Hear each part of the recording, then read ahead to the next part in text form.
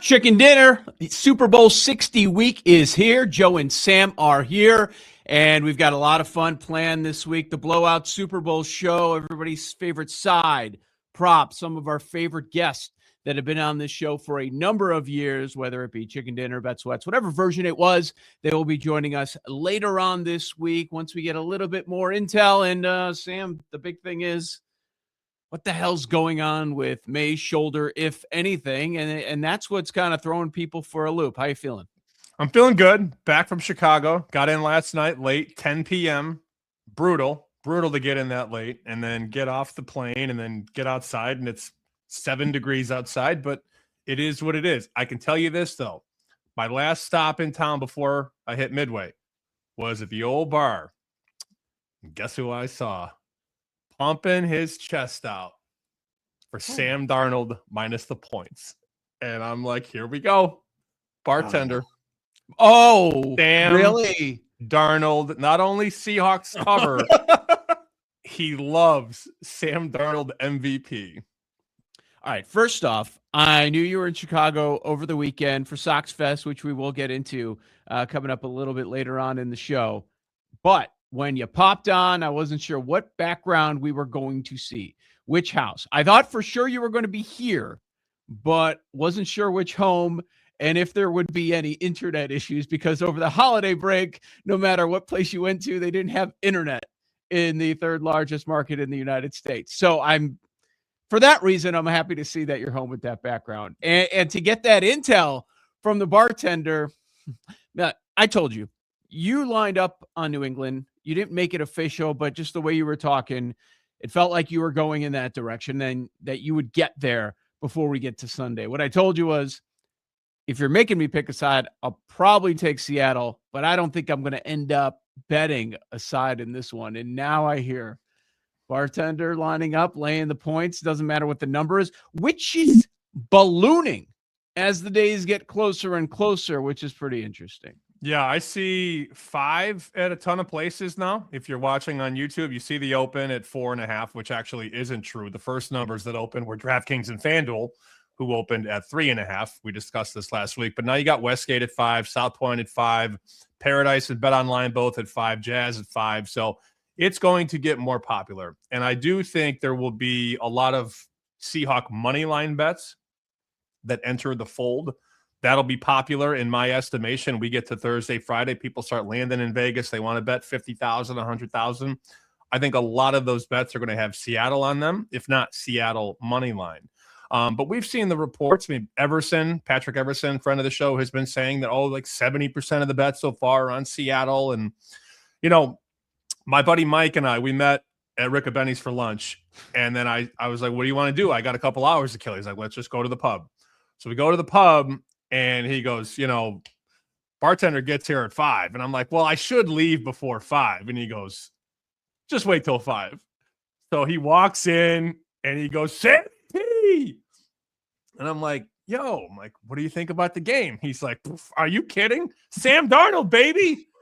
And I went, of course he's there. He wants to lay 4.5, 5 in the Super Bowl with Sam Darnold. Mm-hmm. That's the public side, though. I mean, if you don't understand that by now, you're never going to get it. And it doesn't mean that it can't win. That's just the way it's going to shake. All the confidence in the world. He didn't care. Are you kidding me? No hesitation, more than a week out. Man, that's hilarious. When you said, guess who I saw at the bar, I thought this was 100% darts related. The guy with the leg kick that we took down.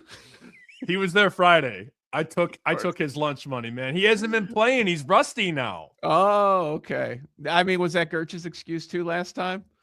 I sent Gertch the video that I sent you. You didn't respond to the video, by the way. That I laughed. Bullseye. You just laughed, but you didn't respond. I forgot to. I laughed. Fair enough. Yes, I did. So we should also we should tell people what we bet on Thursday or Friday together. We made an MVP bet. I know we just made fun of people that like Seattle, but we bet a Seahawk to win the MVP, right?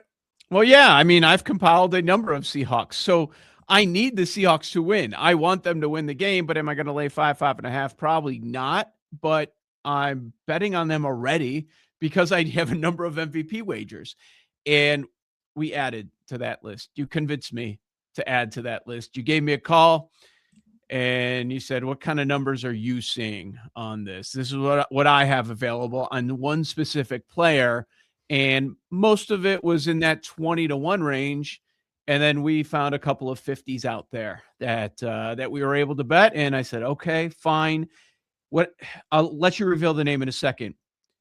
You didn't even remember this, but when we hopped on Championship Sunday late that night, a lot of things go on that night. Like we're up all night doing the show, then editing the show, make sure it's out for you guys on Monday morning on your way to work.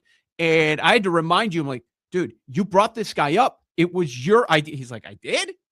I did? You didn't even remember that you brought him up? I was like, yes, this is the guy that you brought up just out of nowhere. Not, one of the shortest numbers out there, but a pretty good number. And we found the best number available. I haven't checked to see where we're at. Why don't you tell people who we're talking about? I've got the range right here. You can still find a 45-1 at FanDuel. Now that's where we made the bet, and we bet 50. And I was telling some people at SoxFest to bet that as well. And I think that helped a little bit. I don't think the books are all that scared, but clearly you see the range on the prop shop right here. So Rashid Shaheed is a specialist for Seattle. He's a wide receiver who, he's a deep threat from time to time. They also might use him in the running game. But think about this. He returns kicks and punts. So he's going to touch the ball in some high leverage situations. And I was talking to a couple of guys last week, as we do, and this guy books in Vegas, and he said, we did have one of our best guys bet Shaheed. They had 70-1. And you said, why did they have 70? I said, I don't know. I don't make the rules. But if you look at the range here on the prop shop, FanDuel's got 45, MGM has 30, Caesars has 30, Rivers has 25, and DraftKings isn't on the prop shop. But we were shopping literally together last week. I think DraftKings had 28-1 on Shaheed. Mm-hmm. So it's not necessarily that we love the player. We love the price. And we were betting the 50, not the 25, the 28, and the 30. If he returns a kick or a punt for a touchdown in a big moment, why not? Yeah, makes a lot of sense. I do want to jump back to the side because we're not going to be on for a couple of days when we have our big show. And I'm sure this is going to settle in by the time we're on next. I would be shocked, frankly, if when we record the next show and we have a number of our favorite guests coming up, if we don't see more agreement in the market. And you pointed out 4.5, these domestic books in the States doing something that I would not do if it were my book. They have a juiced 4.5. I don't want a juiced number, especially around a dead number, if I'm laying the Super Bowl line out there. I want to take on as much money as I can. But what is your first thought when you see this? Okay, the domestics, circa, they're all 4.5, most of them in juiced 4.5. And then you have Vegas books, South Point, Superbook. You have Bet Online Offshore. You have Pinnacle Offshore. They're at 5. And then you have an outlier in Bet365. They're like, you know what? We'll just go to 5.5. If you want New England, we'll give you plus 5.5. When you see that with those specific books, what comes to mind? Well, they want you to bet Seattle. That's my interpretation of this. We're going to not move the 5. We're going to just juice the 4.5. I think, and we discussed this last week, the odds makers that I talk to are closer to 3.5. So when they say that, and the first push comes in on Seattle to 4.5, 5.5. Remember, this was 5.5 within 24 hours of the line being posted in Vegas. People, notice people deck those 5.5s, and they haven't come back yet for the most part. So I think there's this willingness for, respected play to take anything north of 4.5. So if that's the case, let's get off the 5. Let's go back to 4.5. And we know the public's going to lay Seattle. So we'll just right here, bet MGM 4.5 minus 115. You want to lay it? You're going to lay the 15. DraftKings, you want to lay it? 15. FanDuel, you want to lay it? 12. So we'll let you lay it, but you're not laying 108 or 110 or 109. You're going to lay, a much bigger price, relatively speaking. So it tells me that we're probably going to close 4.5. I have a feeling when limits get higher, by the time we get to Saturday, Sunday, you're going to see some bigger bets, maybe on plus 5. remember, we saw a lot of money last year in the Super Bowl on Philly. Philly swung to the favorite Friday, Saturday, Sunday. Philly ended up closing like what, -1, -1.5. So I think there will be a push again on New England like there was at 5.5 and 5. $1 million bets are going to start. I only saw one early, right? Am I missing any of them? Because that usually happens second week leading up to the Super Bowl. And as you alluded to, later on in the week, limits go higher everywhere. More people flying into town. But unless I've missed it, we haven't had massive wagers. Have we? I didn't even see one. Who's the first one on? I thought it was yes. Yes. I want to say that Circa posted that very early in the process, like immediately. I know they took a 7-figure bet. Okay. But aside from them, but how many books in that first week are willing to even take those kind of bets? Not many, right? I don't know. I mean, it all depends. I think when we get deeper and we get closer to kickoff, we will see obviously a lot more of those. And they're probably going to be on Seattle. I think these bets from like big gamblers that aren't well-known customers, like there's a difference between a big bettor and a sharp guy. A big bettor's just this rich guy that has money that wants to gamble. Right. A whale, if you will. Doesn't mean he's a winner. He likes to gamble. I think those bets will be on Seattle. I think the sharp bets will be on New England. But again, it doesn't mean I think it's important to be very concise and clear here. Just because wise guys like something doesn't mean it's going to win. That's just literally a respected bet from a respected player. And most of those bets that I've heard about have all been on New England. Yeah, and let's not get this twisted too.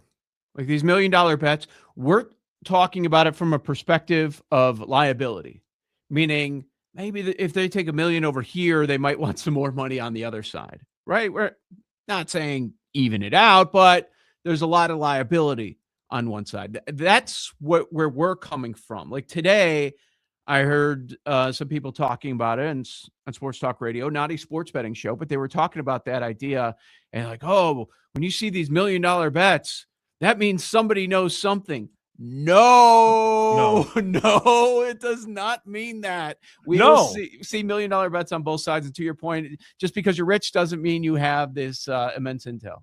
Well, and a lot of people that listen to our show know this. Yeah. And it doesn't really make sense, but this is how it is.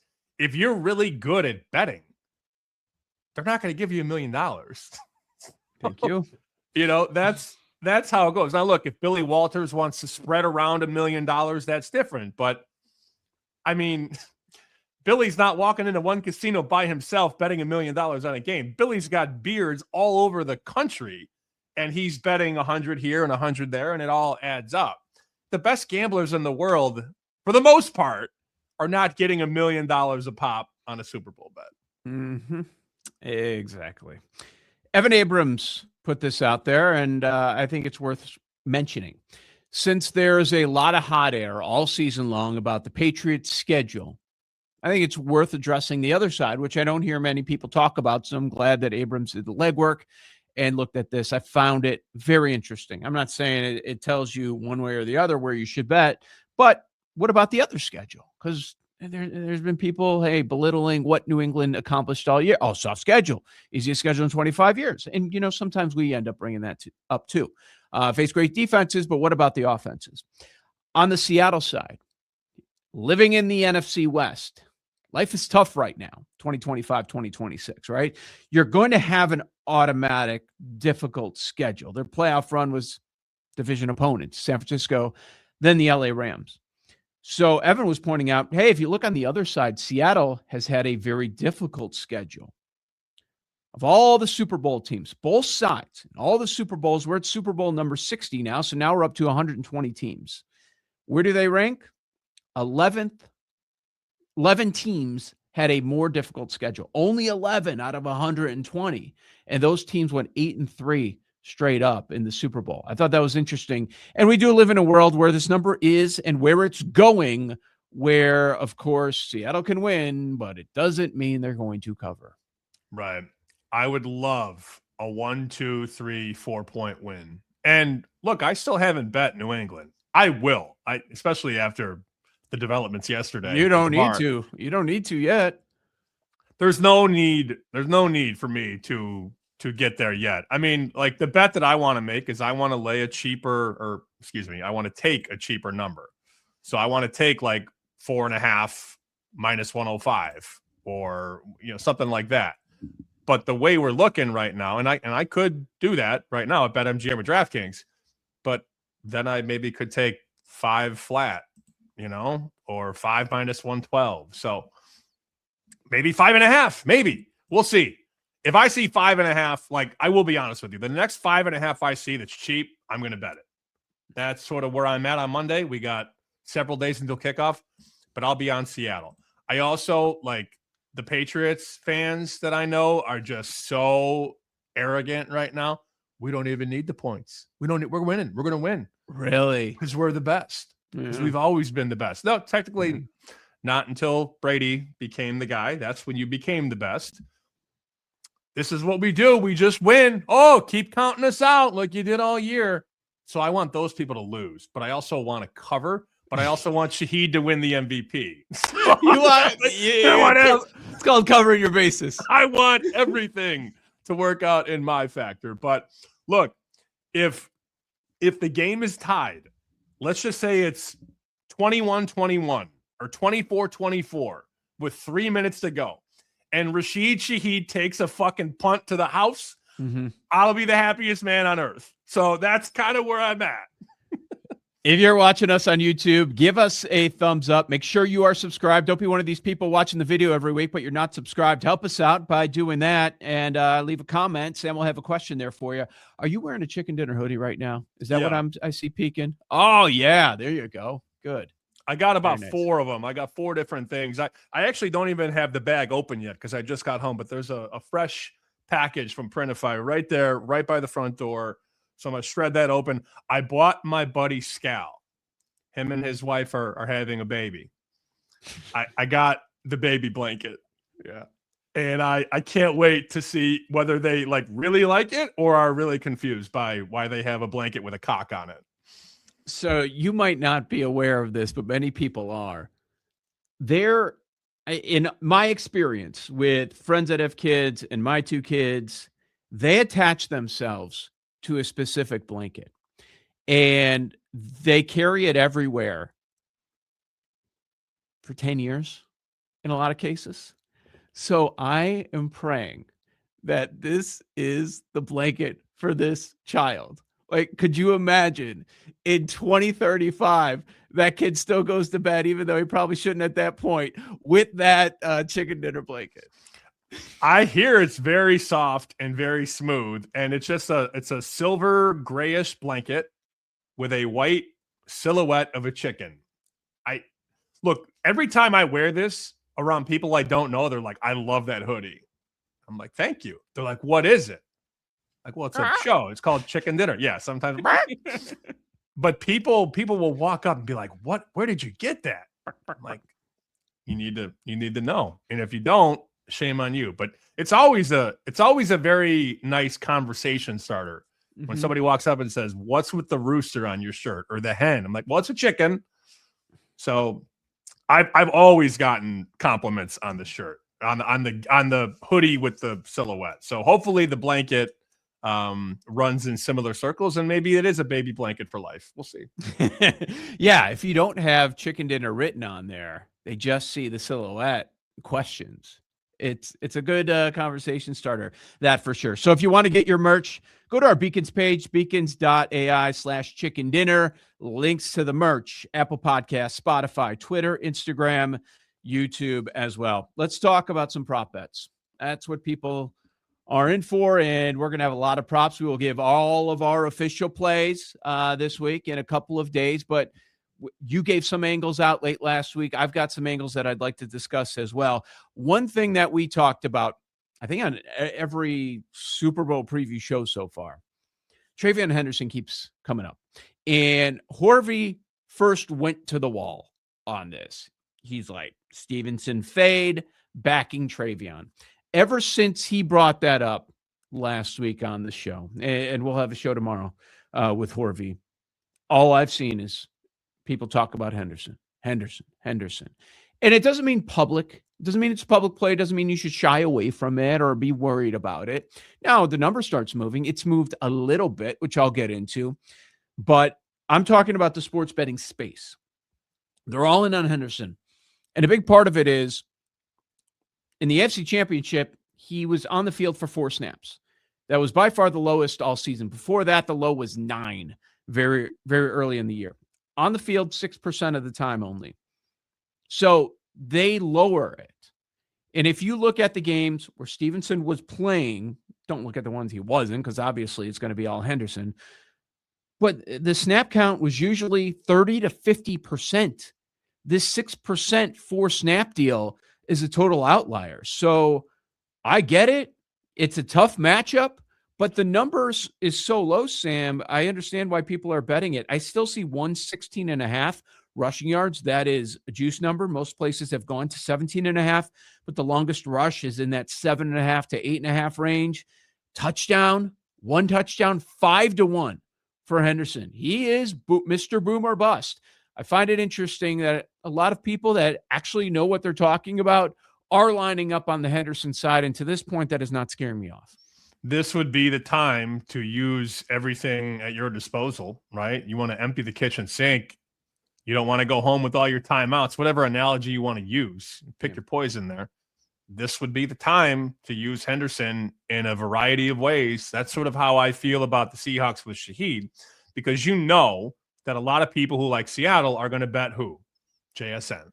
They're going to bet him over on yardage, over on catches, catch a touchdown. And that's fine. We had a couple comments on our last YouTube show. Guys like JSN touchdown minus 110. I understand. But you're not going to get a great ROI if you're laying minus 110 on a prop. You know, you're looking to bet. A lot of people are looking to bet plus money, plus 300, plus 400, plus 700, whatever. 5,000, right? Plus 5,000. Shaheed, 50-1. So people want to bet a little to win a lot in most cases, and that's not going to happen with a guy like JSN. But to flip the field and look at the New England side, like that's, and those are the conversations at the bar yesterday. Like guys were talking about, somebody pulled up the MVP market, and the one guy was like, Sam Darnold's favored, fuck that. And I'm like, yeah, well, that's, I mean, he's the quarterback of the team that's favored by 5. Like, he's like, I would never bet that shit. And I'm like, right, neither would I. And so he starts going down the board, and he's like, ooh, I like that one. Ooh, I like that one. And then he got to Henderson, and he's like, man, if they use him right, he winning. And I thought, oh, that's a good way to put it. But that's, you know, that's the type of range on a guy. Like, he could have 2 carries, could also have 10 carries for 100 plus, you know, like there's such a range there. And I don't know what the true answer is, but if it's on the high side or the explosive side, and he busts a huge touchdown run, you're going to have a chance on some of these bets. You said, is it still 5-1 or plus 550 anytime? Like the highest number in the market, I think 5-1 is the best number I saw. Okay. 550's gone then. Okay. I agree with the pro Henderson people. He is such a game changer if used correctly. And I hope that Josh McDaniels does. But again, I have no intel on that. 2+ touchdowns, 80-1. He had multiple touchdowns in a handful of games this year. 80-1. Yeah, 80-1. That's going to be hard to go away from. I saw some people talking about 50+ yards. If you want to play some of those alt numbers that are available, that's in the 7 to 8-1 range at 50. I mean, that guy can do that in 1 carry. We also, just because I'm looking through the old show, not the old show, the last one that we did, and reading through some of the comments here, a couple of people said that they bet the Mac Hollins stuff, which we talked about. Crack was a part of that, and they laid 2.5 under on catches at minus 110 and minus 130, and Westgate got as high as minus 170. Well, other books in the market were still readily dealing 125, 130, 135 last week. Well, look at it now. DraftKings minus 150, FanDuel minus 148, Caesars minus 140, MGM minus 150. So everybody caught up to where the Westgate is currently at. I think Westgate's minus 160 now. But there were books that were late to that. And apparently we had some people that did the Hollins bet, not our bet, just sharing information that we got from a sports book. they were able to lay $1.20, $1.25. So when you beat a prop by 30 cents, give or take, you're in a good spot. You might not win it, but you'd rather be 30 cents on than 30 cents off. It's so funny. I find myself, as far as these game props, being very interested in New England players. Because the Seattle guys, JSN and Walker, it's tough to read. So Walker is going to have such a difficult matchup. And we know he's the only guy now, but New England's tough to run on. 71.5. Seattle can roll them, but he still can go far under that number of 71.5. A softer matchup in their last game. So it's a little bit of lower numbers on Walker. The carries is down to 18.5, but I find that interesting. And then if you're in on Henderson, that means you're probably not backing Stevenson. Well, there's a lot of people that have that same idea, Sam. His rushing yards have gone from 57.5 at the open to now sub 50. We're still so many days from the game, and the rushing yards prop for Stevenson has moved 8 full yards. Wow. Not really a surprise there. No. Since we're just kind of spitballing props here, and it's so funny, Joe and I are like, all right, we'll do 20 minutes. We're going to do 45 easily because we're just rolling now. You know who else is going to be very popular in the prop market? Drake May rushing. Okay? Oh, yeah. Here's why. So in 2 of the last 3 games, or let me put my influencer voice on. In 2 of the last 3 games, so 66, 10, 65. And that 65 was against Denver in the last game that we saw Drake May. So people obviously love to refer to the last game or the last 3 games or whatever. And he is 66, 10, 65. So when you see a rushing prop in the mid-30s and you just watched him rush for 65, what are you going to bet? And we had a call this morning, and this came out of nowhere because, we're on this Bear Bets call. We have Bear Bets tomorrow. And the producer's like, what do you guys like? Bear goes through his, I go through mine. And Jeff says, my favorite prop is Drake May rushing under. And I'm like, oh, he's like, yeah, I've been watching film. McDonald literally commits a linebacker to the quarterback. It ain't happening. Jeff has convinced himself and maybe me that under is a great look on Drake May. Love it. It makes sense. I mean, that's if Seattle's defense by nature tries to keep the quarterback in the pocket, he's not going to be breaking these big runs. So that's just something to think about. If you look at the box score and you look at the last 3 games, you're going to go, oh, wow, 36.5 is a low number. But if you watch the film, and this is a guy who played in the NFL, he's saying bet the under. The public is going to bet the over. They already have. Yeah. So most of the market is at 37.5. This opened 29.5. Whoo! Of course. So wait, it's going to get to 40. Just wait. It might. I'll be there.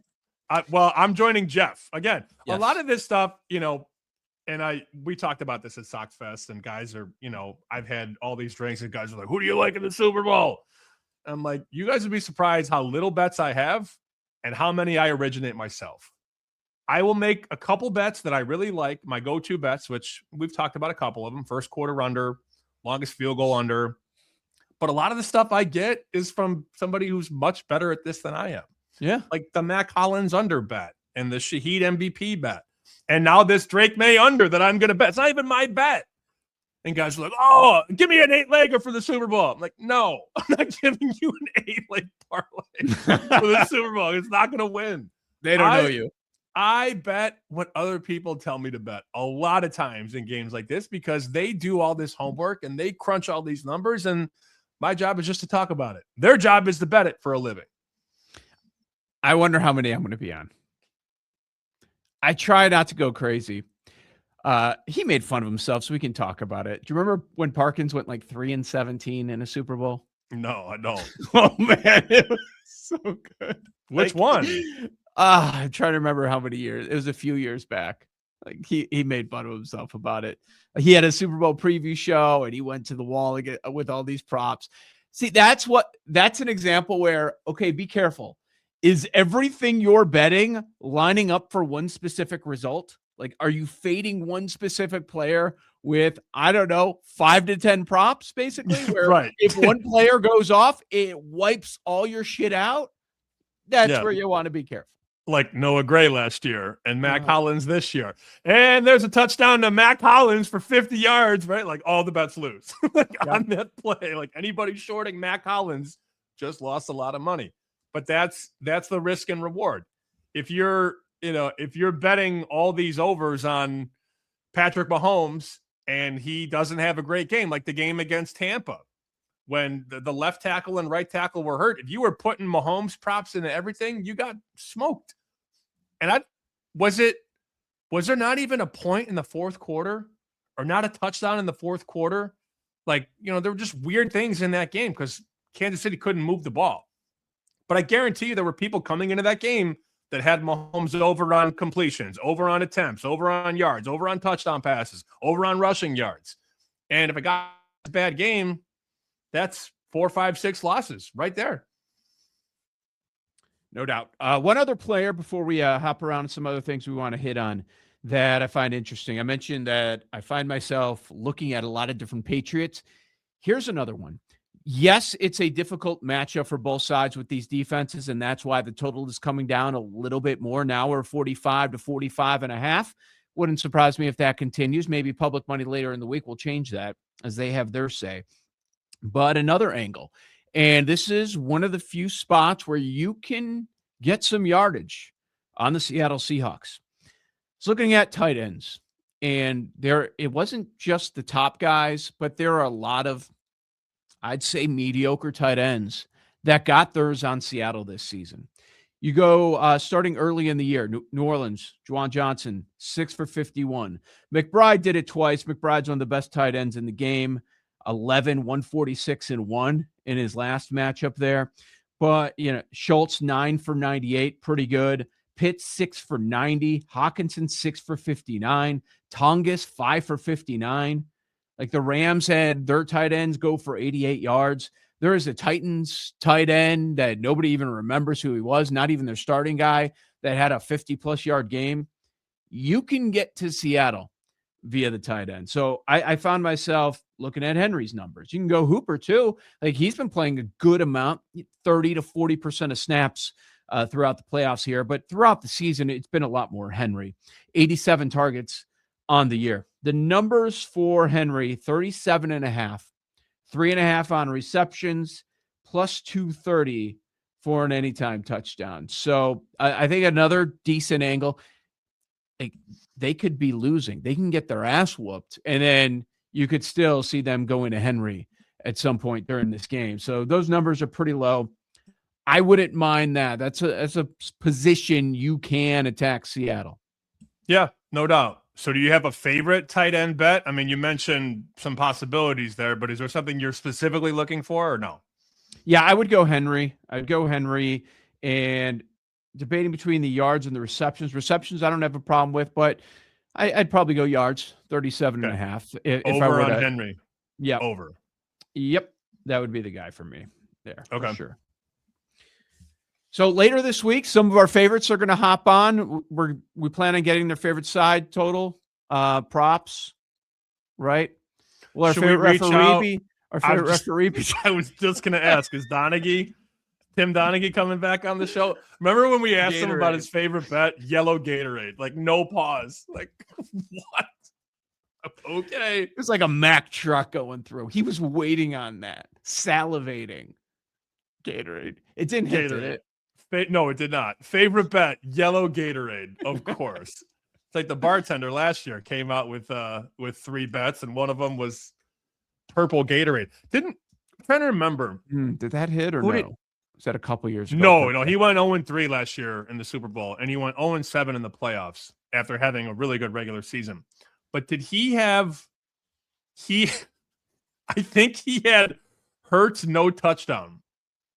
And somebody got in the end zone. Gainwell maybe, or Barkley. And then they went to the tape and showed that the ball was at the inch line. So bartender's got, no Hurts touchdown. Cannot score. Well, they go back and they move the ball to the 2 centimeter line, and then Hurts gets in on the touch. Oh yes, guaranteed. Bartender's like, league's fucking rigged.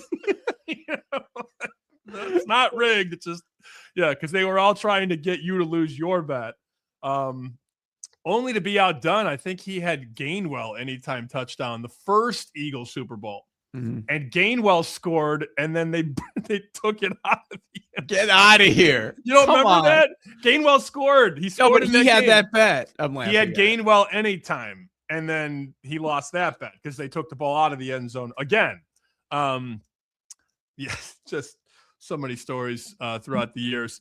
Also, Murray did a video the other day. Maybe it was Saturday or Sunday. He was kind of going over some bets, some wise guy bets. We've talked about a couple of them. But the one that he brought up, it made me laugh. It always does. And he had a smirk on his face when he was reading the bet. They took some bets on Jason Myers to win the MVP. And Murray says in the video, if I'm correct, a kicker's never won this, but they were betting Jason Myers at 100-1 to win the MVP. 100? That's highway robbery. Oh my God. 100? That's it? What do I know, man? Nothing. We should get GRP on. Do you really want to get GRP on? Does he need a special episode or okay? What happened? I must have missed something. Something bad happened? Not yet, but he has allocated almost $10,000 on the Charlotte Hornets to make a playoff. Oh, I know. He's doing videos. Okay. He's an NBA expert now. Yeah, right.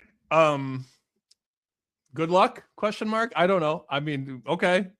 So random. We do need to get his situation where he is going into Thursday night's award show because he's going to lose tens of thousands. I think no matter what the result is on Coach. No, I think Vrabel breaks him even on Coach. No, he's still down. He's still like down 5 to 10K if Vrabel wins. That's crazy. You win the Coach of the Year and still lose thousands. We might have to get a rundown on that. Maybe finagle the order of some of the guests. Possibly. The problem is when we do these shows, we don't have stop downs. We roll right through. Yeah. So if a guest doesn't show, we have to then fill until the next guest comes on. So it's not like the old days when we would do a podcast and Joe and I would be on, Adobe Audition for 4 hours and cutting and pasting. Like this is a video product now. So we can't hit stop and then, re-rack it. So it is what it is. So that's my only thing. Like if we tell GRP be there at 3:30 Eastern, A, is he on time? B, he will be. B, is the Wi-Fi solid? C, is the phone positioned correctly? No. Yeah. D, did he shower? These are just things we just don't know. Yeah. D, did he shower? Well, he would let us know in the first 30 seconds. All right, guys, shower today. Hair's looking great. Oh, man. All right, Chicken Dinner presented by Splash Sports. Give Quick Picks a try. SplashSports.com and the Splash Sports app. Use the promo code DINNER. New users receive a $50 deposit match. If it's your first Quick Pick slip, no better time than try it out during the Super Bowl. You'll get a 100% profit boost. Promo code DINNER on SplashSports.com. So that's the plan for later on this week. Make sure you check out our friends over at Splash Sports. And we actually got the awards. Unfortunately, we won't have the results when we do our show. I'll be happy on Thursday if we get the JSN OPOY. So I hope we get that at the very least, because that's probably the only one that I'm going to end up winning. And then I'll have a bunch of other guys that are there that come close but don't end up winning. Let's hit on Bulls real quick. It's not Bulls. It's also Bucks. It's also maybe Warriors, also some other teams. But I was surprised, but also not surprised because I know how Chicago can move numbers. You pointed this out to me over the weekend. Why don't you tell people what is happening with Giannis's next team? They have a market at DraftKings. Where will this player be after the deadline? Essentially the next team odds. And according to this tweet that DraftKings put out this morning, Giannis Antetokounmpo, say that a million times fast, was 60-1 to be a Bull? January 28th. Well, here we are, February 2nd. Plus 275 right now. So on Sunday, literally yesterday, there was a 40-1 available on Giannis. From 40 to 20 to 16 to 9, 7, 6, 450, 310, and 275. Somebody either knows something or believes something. I don't think it's going to happen, and I'm not betting 3-1 when I could have bet 40 or 60. This is a crazy move, though, to a team that doesn't get crazy, if that makes any sense. And it's not just DK where they only take public money. When you see something happening at DraftKings, you know, okay, we can go with the opinion that that's a lot of public money. And some of the numbers that they put out there, you can tell exactly what they're hoping to get. And they usually get what they want a lot of times. Also, Kelce put something out there where there's more respected money. Okay, he's most likely to go to the Bulls if he does not stay with the Bucks, which I found is very interesting. The Chicago teams always get money when they're in conversations like this. But my first reaction was, am I mad that I missed the big number? No, because I don't think it's going to happen. Now, maybe I'm looking at it wrong, and maybe I'm jaded following the Bulls, or at least this rendition of Bulls management. But I have no interest in making that wager, because if I'm Milwaukee, okay, you're moving on from Giannis. They're forced into this position. It's probably going to end up happening. Why am I trading him not only in the conference, but in the division where I'm going to see him a ton of times? And am I going to get the best deal from Chicago? Probably not. I mean, we've seen the guys that are running this organization do nothing. Like, there are people, like knowledgeable Bulls fans, that are like, you know what? Just make it interesting. Can you just do something, Arturas? Please, just do something, like the meme, do something, poking with the stick. Like, that's kind of where people are at with the Bulls, even though it may be the wrong decision. I'm not saying Giannis is, but they're saying anybody. I don't think he's in a desperate spot. It doesn't seem like his job's on the line. And the more people ask, do something before the trade deadline, it seems like every year they walk away disappointed in the Bulls' lack of action. So I'm not mad that I missed some monster number, because I don't see this deal happening. They will be an interesting team to watch, though, because the Bulls have 8 players on expiring contracts. So this could be a situation where they go, full send and just start shipping out, any of those guys. Ironically enough, Lou Canellis was on the score. I think it was this morning. It had to have been, because it wasn't yesterday. Today's Monday. And he said there's a 0% chance it happens. Okay. Lou's very plugged in. Lou's also Greek, like Giannis. Lou and Giannis know each other, right? Mm-hmm. So I think Lou wouldn't just say that, especially when you throw the number 0%. I mean, we used to work with guys that would say 0% chance, and then that would happen. But I do. Give Lou multiple stops for me. Yeah, right. Yeah. Micah Parsons will never get traded, and then he gets traded. Canellis is not going to go on radio, though, and say 0% without some sort of confidence there. But then you see, Giannis was at a church in Chicago over the weekend, and Giannis's family just bought a multi-million-dollar condo building in Chicago, and you're connecting the dots. Okay, I mean, we'd be surprised if it happened, but it's not impossible. There's a lot of connections there. Sure.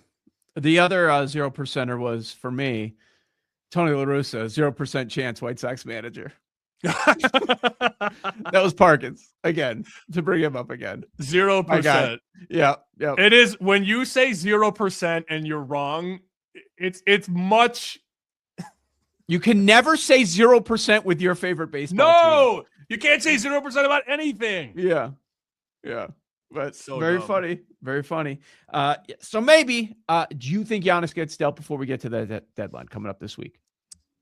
No. And it's also worth bringing up that in that market for DraftKings, yes, the Bulls have been bet a ton, but the Bucks are still favored.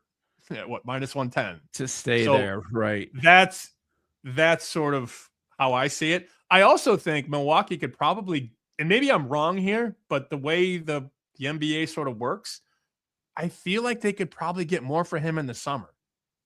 But again, we'll see how that all shakes out. If he goes to Chicago, people will be excited. And then the truth is, the guys that they would have to trade to get Giannis will no longer be there to help Giannis. So it's Giannis and a bunch of nothing. So I mean, whatever you do, you're damned, basically. Maybe he would welcome that at this point. Bring some life into the building, which doesn't have much. Well, he'd love to be away from Doc Rivers. That's for sure. Of course. I certainly would understand that. All right. Tell me about your weekend. Tell me about SoxFest. I did see some reviews on SoxFest. Was it the return? I forgot. It went away for a couple of years. They changed venues. I heard it was small and it seemed small market. What else is new with the Southsiders? I did not attend SoxFest. I went from a birthday party to the after party of SoxFest, which was held by our friends at the 108, Beef Loaf, Chorizo E, My Sox Summer. They had the theater room at Reggie's, which is on like Cermak and State, give or take. And I went there. My brother and I got there about 9. They told me that I was going on. It was part of the show. The show was supposed to start at 9. It started late. That's how it goes.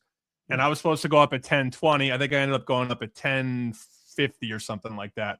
My brother and I walk in, and the place is packed. Like it's swamped with people. And Brooks Boyer is on stage with the guys. Just way to pack them in. Yeah. Well, hey, if there are people that like Brooks, they're all in that room. You know, yeah. Like we're all Sox fans. I'm not one.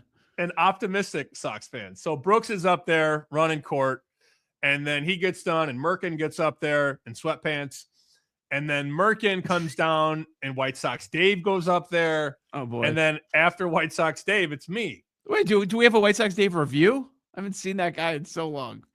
The hair looked good under the hat. You know? No. Oh yeah, the hat. No hat. He always has the hat on. Yeah. You get your hair done, and then you always wear a hat. What's you know, the point? So Dave, Dave was fine. I mean, everything. I mean, all the guests were good. You guys, have I'm just asking. We're fine. He hugged me. We're fine. Okay. So, bubblegum god. I asked him, "You want to hit this pen before you go up there?" He's like, "Nah, I can't do it." He goes, "Yeah." I said, "No, yeah, me either." And then I just ripped a fat one and went up there. I went up there with shots and drinks, and we had a good time. I definitely brought the energy there. And then people were sending shots up to me and the guys, and we had a good time. They were asking about bets, and obviously Chicken Dinner is a betting show, and I know that the 108 guys listen, and a lot of their friends listen. There are 2 bets I can tell you about that are going to come out of Vegas. Westgate opens up their win totals on Tuesday, so they're not even up yet. Okay. And Randy Bloom is a trader there. He does all their baseball. I asked him about Cubs and White Sox, and he goes, "I'll tell you what, we are, as a room, we are high on the White Sox." And he said, what we open on Tuesday will be higher than market win total. Okay. So if you look at the White Sox number, it's 65.5 to 67.5, like a 2-win range right now. Okay. Well, if Randy's saying they're going to open higher than market and they're going to open 68, whatever, the 65.5 is probably a good bet, right? Considering where a Westgate book is going to open. So then he says, we also took a bet on this. And I wasn't expecting this. And I told the guys, and I told we're doing a live show. There's a good crowd there. And I said, somebody at Westgate bet the Japanese rookie, Murakami, to lead the league in homers at 100-1. Yeah, I wasn't expecting that one either. I would have a million years. If you said, give me a White Sox bet, I would have said something else. So then during the show, I got people throwing their phones at me and coming up to the stage. So I just bet 10 to win 100. I'm like, all right, good, do it. Like, let's go. So one of them, Pete, our guy, Mr. Hand, he bet 100 to win 10,000 on it. Aloha? Yeah. So he bet $100 to win, 10 grand because it's 100-1. Is it still there? I think the average price is still around 100 because the books aren't really that scared. Like, not now. Yeah. Well, if a bunch of White Sox fans on a Saturday night start peppering it, yeah, it's going to move. I didn't check the prop shop, but the event was great. I'm always up there partying, having a good time.